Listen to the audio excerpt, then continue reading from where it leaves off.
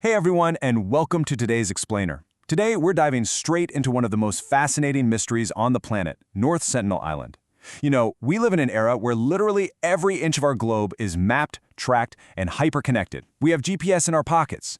Yet, tucked away in the eastern Indian Ocean, there's this small, forest-covered island, roughly the size of Manhattan, that is just completely shrouded in mystery.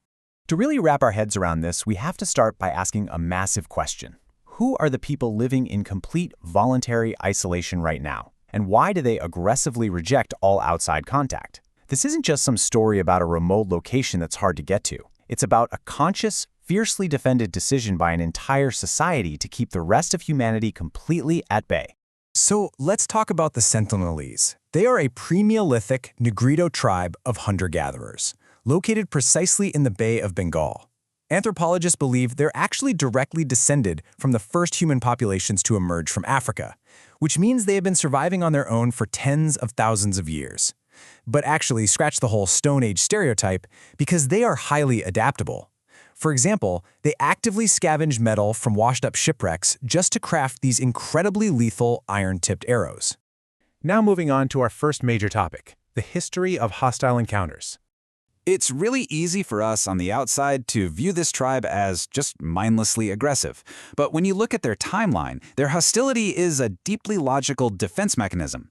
Their history with the outside world is marked by intense trauma. Take 1880, for instance. A heavily armed British expedition essentially just barged in and kidnapped an elderly Sentinelese couple along with 4 children. Then jump forward to 1981, when a cargo ship called the Primrose got stranded on the island's reef. The tribe fiercely defended their shores, shooting arrows at the ship until the Indian Navy pulled off this dramatic helicopter rescue to save the 20 crew members. But going back to that 1880 kidnapping, why do they fight back so fiercely today? Well, a colonial officer's own record from that exact expedition gives us a pretty chilling answer. He wrote, "The entire group sickened rapidly. The old man and his wife died. They sent the surviving children back with gifts, but the damage was already done." Centuries of these kinds of forced intrusions taught the Sentinelese one simple, tragic rule. Outsiders literally bring death. Which brings us to a really surprising chapter, the 1991 friendly contact. So the narrative did actually shift for a brief moment. On January 4, 1991, a young female Indian anthropologist named Madhumala Chattopadhyay managed to do what literally no one else had ever done. She bravely waded waist-deep into the coral reefs of the Andaman Sea, completely unarmed, and peacefully handed a coconut directly to a Sentinelese man. It was an absolutely breathtaking moment of human connection. And this breakthrough wasn't an accident. It was a completely secular scientific mission. And the fact that it was led by a woman was huge. It signaled to this highly protective tribe that the group wasn't a raiding party. They meant no harm. There was this one incredibly tense moment where a Sentinelese youth actually aimed his arrow right at the scientists. But in this powerful, almost unbelievable gesture, a Sentinelese woman standing nearby physically pushed his drawn arrow down so the peaceful exchange could continue. Sadly, that peace didn't last. Let's look at a much darker event, the 2018 missionary tragedy. The contrast between the 1991 contact and what happened nearly 3 decades later is just staggering. In 1991, you had this highly respectful secular science mission. But in 2018, it was a totally forced, entirely illegal intrusion by a 26-year-old American missionary named John Allen Chau.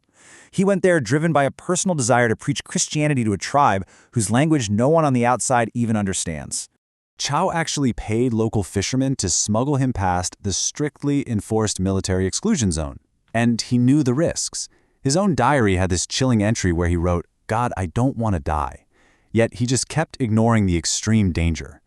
Even after the tribe gave him clear, hostile warnings, including shooting an arrow right through the Bible he was holding, he arrogantly went back to the shore one last time, which ultimately resulted in his death.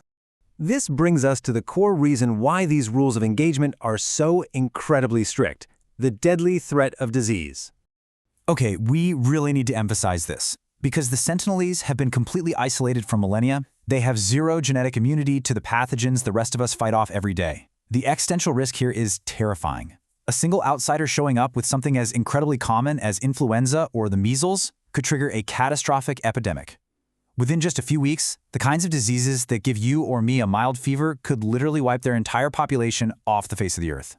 So knowing all that, let's explore our final section, the right to isolation. Keeping our distance isn't just about trying to avoid getting shot with an arrow.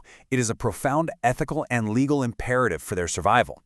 Way back in 1956, the Indian government actually laid down a robust legal framework to protect them. The 1956 Gazette notification officially enacted the Protection of Aboriginal Tribes Regulation. This was specifically designed by the government to shield the health, the culture, and the lands of these indigenous groups from any outside interference. And they took it a step further the very next year. By 1957, North Sentinel Island was explicitly listed as a strictly reserved area. This established a permanent exclusion zone stretching 3 nautical miles into the ocean around the entire island. And this isn't just on paper. To this day, that perimeter is continuously patrolled by the Indian Coast Guard. Photography is totally banned, and any unauthorized entry is a serious, highly punishable crime. So, what does the future hold for them? Well, they are a remarkably resilient community. Do you remember the devastating 2004 tsunami? The whole world was panicking, assuming the tribe must have been wiped out. But when Indian rescue helicopters flew over the island to check on them, they found a Sentinelese man standing on the beach aiming his arrow right up at the sky. He was effectively telling the modern world, "We are fine, back off." They survived that massive natural disaster entirely independently. Their chosen isolation works for them, and this strict non-interference policy ensures that this invaluable, completely autonomous example of human diversity can continue to thrive. I want to leave you with this final thought to chew on. In an era where we map every single inch of our globe and we feed this endless modern desire to understand and categorize everything, can we actually overcome our own curiosity? In our hyper-connected world, can we truly respect the Sentinelese people's ultimate right to just simply be left alone? Thank you so much for joining me for this explainer. I'll catch you in the next one.